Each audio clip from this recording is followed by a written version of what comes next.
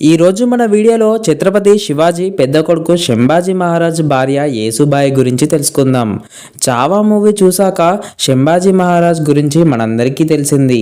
అలాగే శంభాజీ భార్య యేసుబాయి గురించి కూడా తెలిసింది.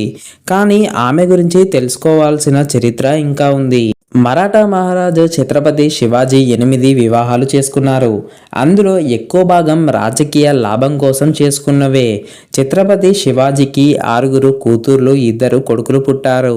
అందులో పెద్ద కొడుకు శంభాజీ శివాజీ పెద్ద భార్య అయిన సాయిబాయికి 1657లో జన్మించారు. శంభాజీ తన చిన్న వయసులోనే తల్లిని కోల్పోయారు. దాంతో నానమ్మ జిజియాబాయి దగ్గరే శంభాజీ మహారాజ్ గారు పెరిగారు. జిజియాబాయి శంభాజీని పాండిత్యంలో మరియు ధైర్య సాహసాలలో ప్రతిభావంతుడిగా తీర్చిదిద్దింది. అందుకే అతడిని చావా అని పిలుచుకుంటారు. చావా అంటే సింహం పిల్ల అని అర్థం. సింహం ఛత్రపతి శివాజీ అయితే అతని కొడుకు చావా అంటే సింహం పిల్ల. 1664లో అంటే కేవలం 7 ఏళ్ల వయసులోనే శంభాజీ వివాహం యేసుబాయితో జరిగిపోయింది. అది కూడా ఒక రాజకీయ లాభం కోసం జరిగిందే. యేసుబాయి దేశ్ముఖ్ కుటుంబానికి చెందిన ఒక అమ్మాయి. మహారాష్ట్రలోని తాల్కొంకణి ప్రాంతంలో ఈ దేశ్ముఖ్లు ఎంతో శక్తివంతమైన వారు. ఛత్రపతి శివాజీ మరాఠా సామ్రాజ్యాన్ని విస్తరించాలన్న కోరికతో దేశ్ముఖ్ల అమ్మాయిని తన ఇంటికి కోడలుగా తెచ్చుకున్నారు. యేసుబాయి మరాఠా సర్దార్ అయిన ఫిలాజీరావు షిర్కే కూతురు. ఆమె కేవలం ఛత్రపతి శంభాజీ మహారాజ్ భార్య మాత్రమే కాదు, మంచి రాజకీయ నిపుణురాలు కూడా. మరాఠా సామ్రాజ్యంలో ఏదైనా రాజకీయ పరమైన సమస్యలు ఏర్పడినప్పుడు ఒక మంచి నాయకురాలిగా వ్యవహరించింది.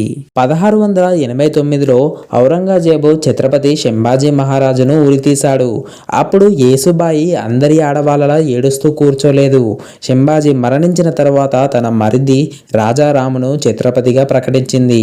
శంభాజీ మరణం తర్వాత కూడా 7 నుంచి 8 నెలల పాటు ఆమె యుద్ధాన్ని కొనసాగేలా చేసింది. యుద్ధంలో ఓటమి తర్వాత ఔరంగజేబు ఆమెను సుమారు 30 సంవత్సరాల పాటు జైల్లోనే ఉంచాడు.